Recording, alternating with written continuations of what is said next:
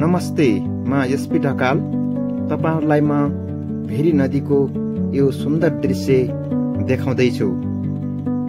यहाँको पानी नीलो र स्वच्छ देखिन्छ। यो नदीको दृश्य एकदमै मनमोहक छ। यहाँ देखिने झुलुङ्गे पुलले नदीका दुई किनारलाई मात्र जोडेको छैन, यहाँका बासिन्दाको दैनिकी र सम्बन्धलाई पनि जोड्ने सेतु बनेको छ।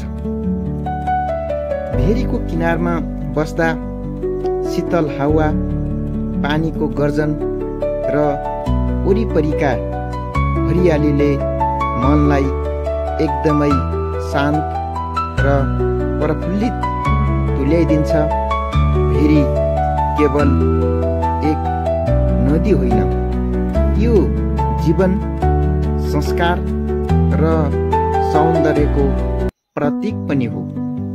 रुकुम पश्चिम र जाजरकोटको सिमानामा बग्ने यो नदीले प्रकृतिको सुन्दरता मात्र होइन, मानवीय सम्बन्धको गहिराई पनि बोकेको छ।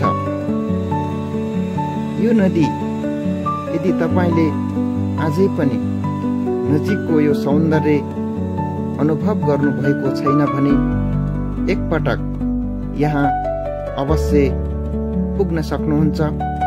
यो नदीको सुन्दरताले, यो नदीको सँगको सामिप्यताले, यो नदीसँगको साक्षात्कारले तपाईहरुका हरेक पलमा ताजगी र शान्तिको अनुभव अवश्य गराउन सक्छ।